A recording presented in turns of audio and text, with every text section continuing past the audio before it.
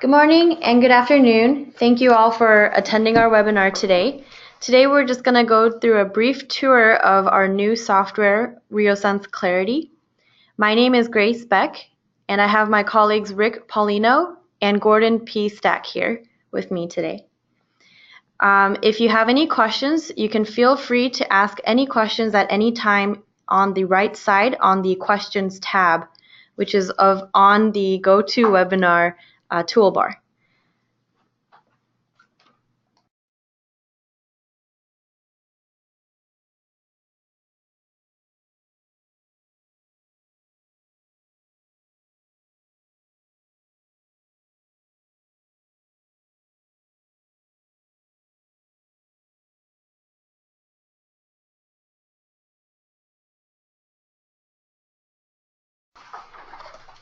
Hi everyone, this is Rick, and what I'm going to do is I'm going to do a quick overview of how to maneuver Clariti. And also the reason why we actually created Clariti was an easy way to organize your data. I mean, sometimes you get all this data and it's a little bit difficult to actually see the data that you want to look at. And so that's why we created Clariti. Clariti is based off of a database that is downloaded off of the Initium automatic discometer, and it's as simple as picking out the database that you want to work with. So, for example, we'll work off of the Clariti sample V6. You hit Load Database, and this is where all of your data will be stored. And so, some of the things that I think the Initium is really good at is temperature sweeps, rate sweeps, injectability force modeling, as well as intrinsic viscosity. So let's start off with checking out a temperature sweep. So here we've got a preloaded data, and so we'll look at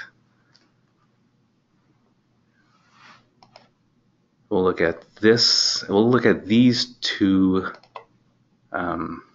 runs. So what you do is you select the run that you want to look at. You could also expand this to see all of the different segments within that run. So as you can see, it's not just one test. We actually have the ability to do multiple repeats, multiple segments, all using just one sample size. So let's go ahead and take a look at that. After you've made your selection, you hit Analyze. And this is your data.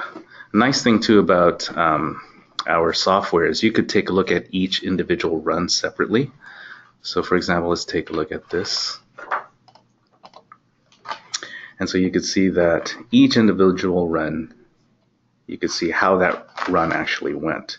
We also have a filter where we could make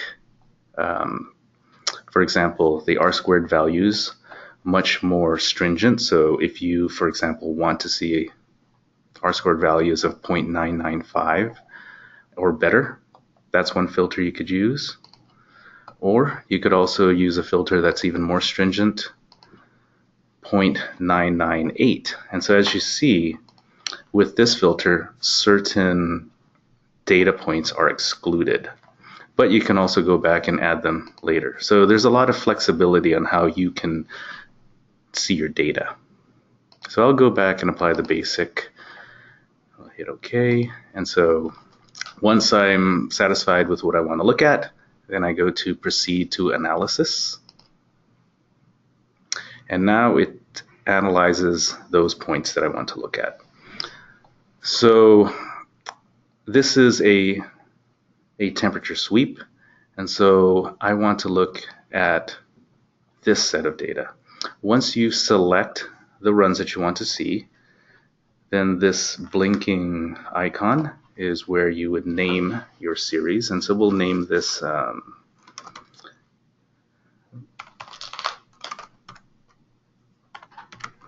histidine. Hit continue. And at this point, you could actually change the colors. So there's a lot of customizations that you could do. We'll make this nice orange color. Now you could, oops, let's see that. Now we have to do some adjustments. Since I want to do a temperature sweep, I want the x-axis to represent temperature. And so this is a graphic representation of my temperature sweep. Let's say you want to compare this to another set of data that you're looking at.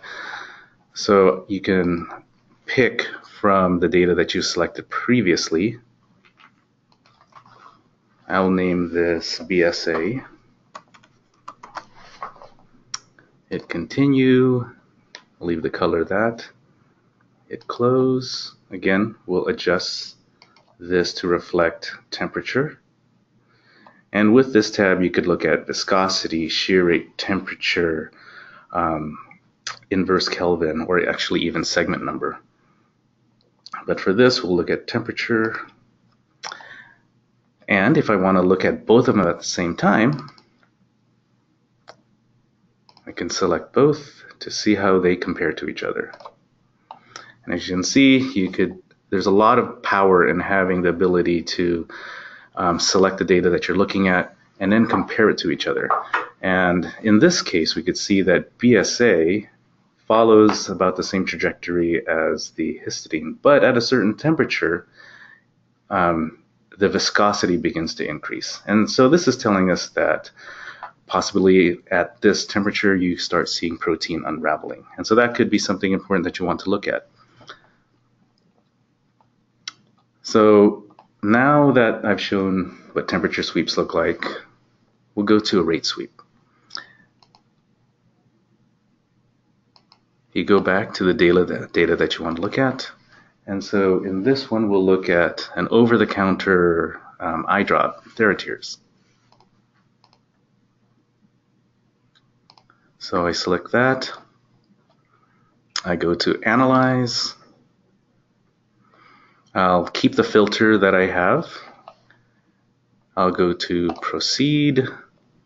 And now I will look at the different segments of this rate sweep. So I'll look at first run, call that run 1.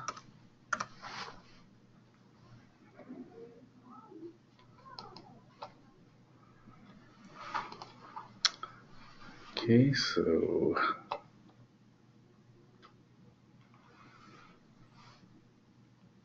go to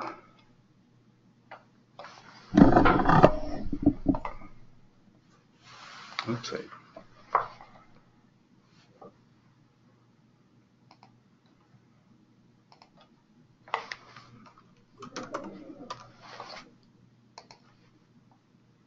We'll change the color so it's a little bit more easier to see. So here's run 3.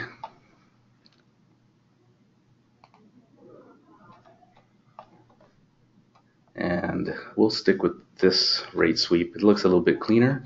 And so it's a very nice, easy way to see how as your shear rates are increasing, your viscosity is decreasing, which shows a very nice non-Newtonian shear thinning profile. So again, very easy to use. You can see clearly how your protein or your sample behaves in a very quick and easy manner. So now we'll go ahead and look at injectability forces. So we'll go back.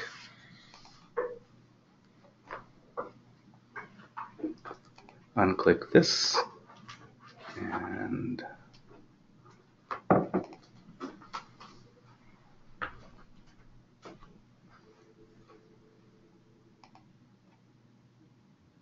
we'll analyze this set of data.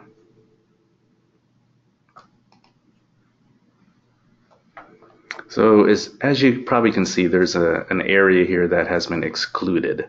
And going back to our filter, this set of points didn't quite measure up to our filter. And you could actually see where the data wasn't quite good enough for our requirement. And in this case, the R-squared values were 0.9948 instead of 0.995.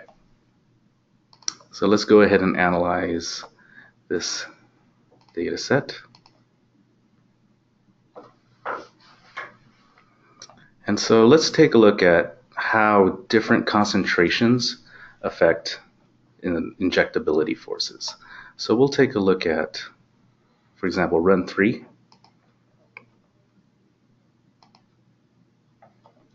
We'll just call that run 3. Continue. And let's compare that to, we'll go to run 5. Oops.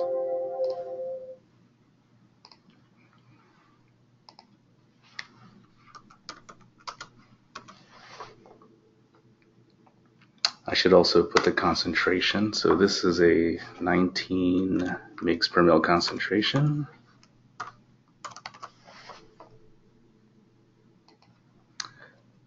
Right.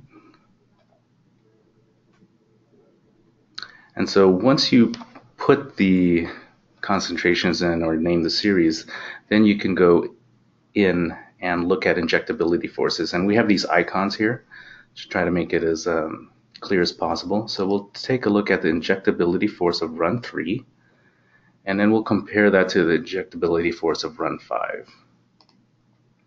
So we'll change the colors too so that it's much easier to see. And what we tried to do is we tried to base this off of Excel. Since Excel is pretty universal, we try to make this as intuitive as possible. So now that we have the points in, we'll take a look at these 2 points so that we can compare what injectability forces would look like. So I have to make a slight adjustment so that we could see everything.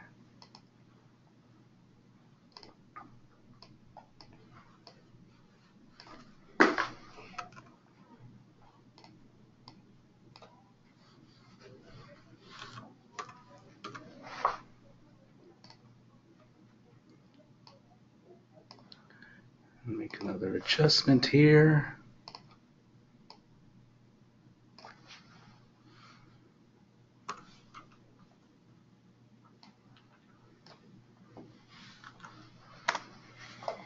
So now we could see how different concentrations will have an impact on injection forces.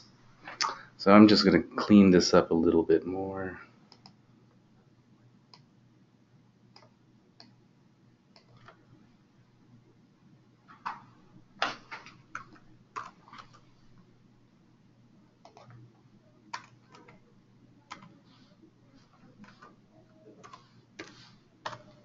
So now we have a much clearer picture of what's going on. So now you could see injectability is very dependent on concentration. Now, with this information, you have the ability to actually control the syringe geometry as well as the injection rate. So we have this needle ID guide where you could choose different gauges and you could see how that could impact your injectability forces.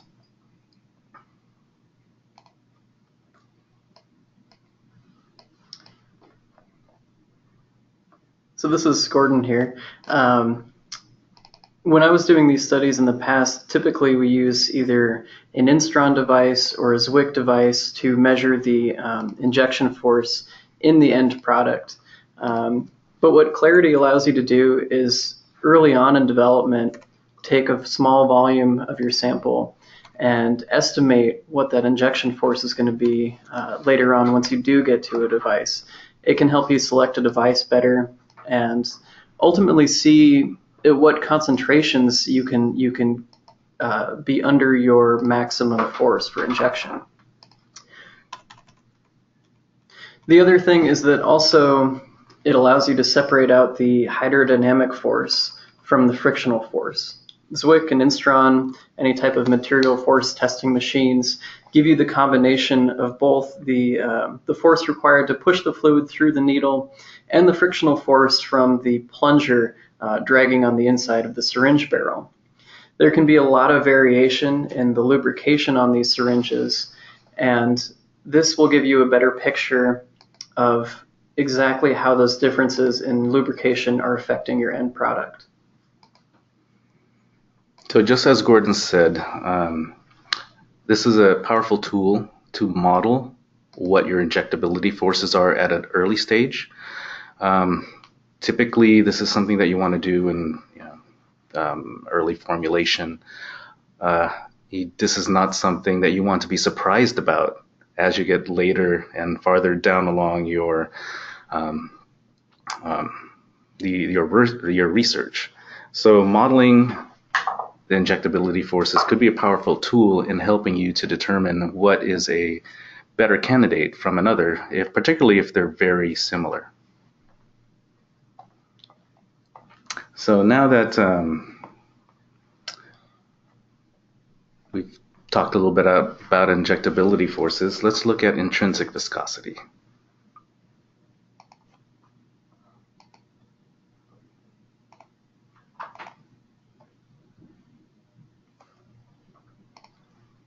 So here we'll take a look at these samples. The nice thing too about the Initium is that you're able to do multiple runs on at one time, and so that's why we have multiple runs on this one testing run. So we'll go ahead and analyze this data. So we'll take a look at this data set. Just call this intrinsic viscosity. Click the IV icon. And at this point, we need to put in the concentrations. And with intrinsic viscosity, you have to have one of your tests equals 0, which is typically the buffer that it's in.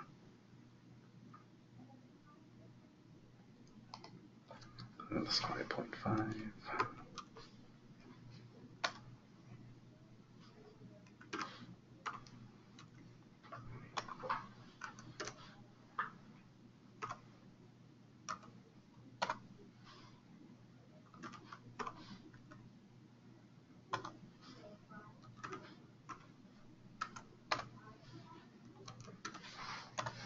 Okay, once that's been entered,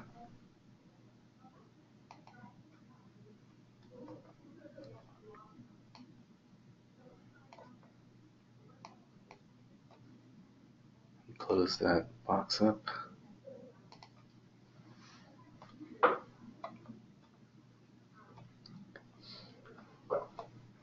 So, you know what? I'm going to go back and look at another data set that is a little bit better.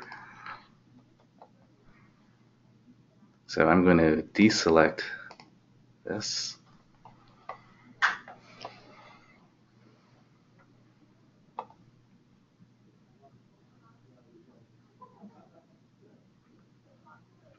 Oh. Actually, I've been looking at the wrong set. Here it is. This is the set that I want to look at. Okay.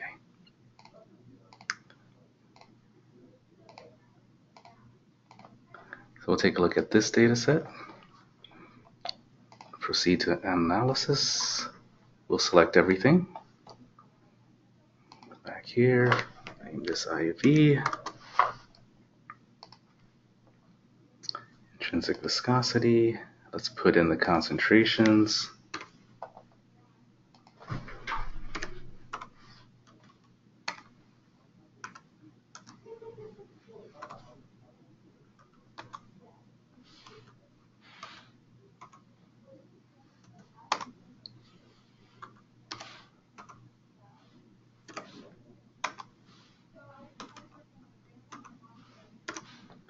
Okay, once the concentrations are entered, click OK.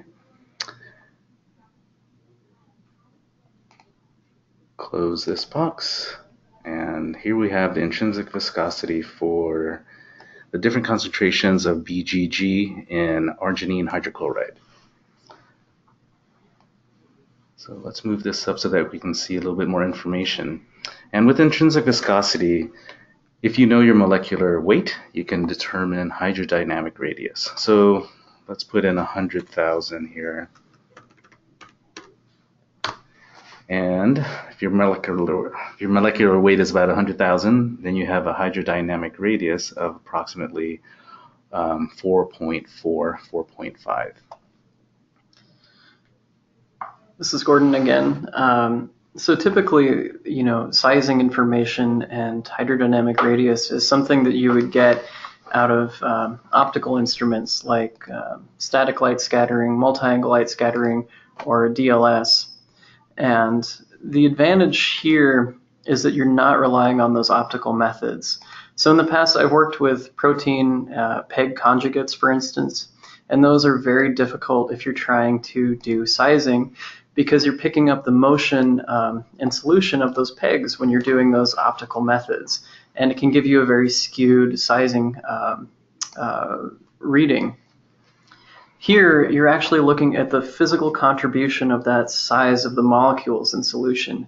And so this is a really powerful tool to get orthogonal data to typical instruments that you would use for this and really confirm the results that you're getting or get results for things that you're not able to characterize otherwise.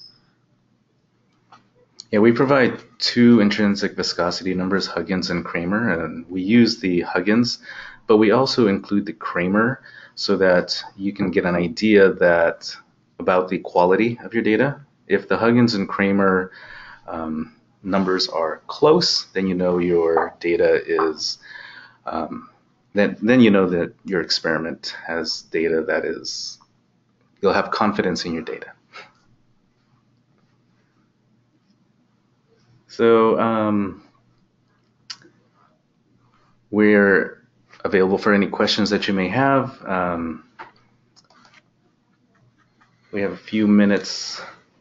Oh, one thing I forgot to mention was you could actually save this in a report. So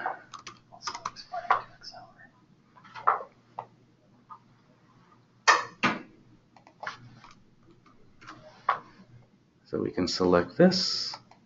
And to add the image portion would be, you can add a corporate logo or any type of unique image that you need for when it comes to reporting.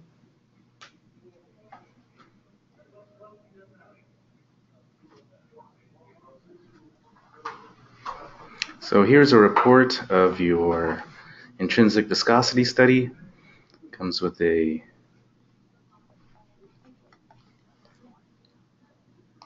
nice graph, the individual viscosity versus concentration curve, as well as a summary of the Huggins and Kramer constant, summary of the concentrations, and also a nice thing is that this can be exported in Excel, PDF, Word document, and you can actually send it directly via email as well. Mm-hmm.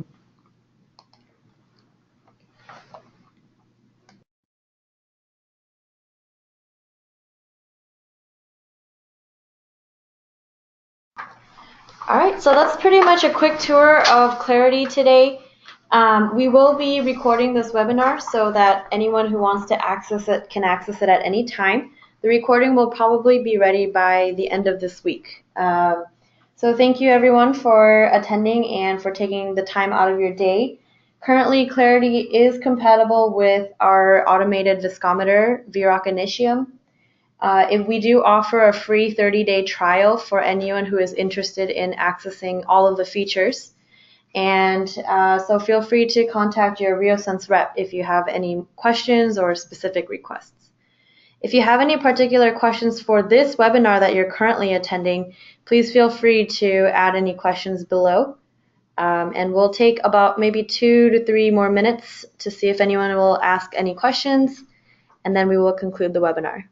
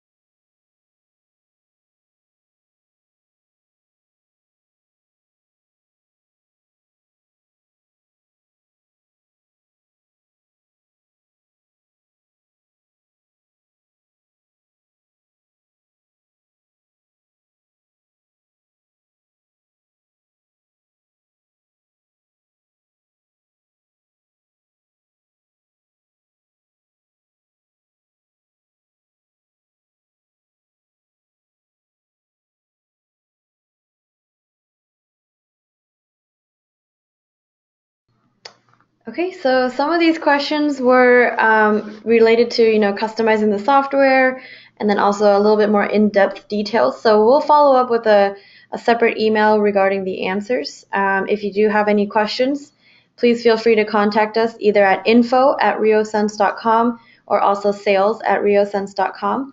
You also have our marketing department's email, m@riosense.com, so you can also feel free to email us there.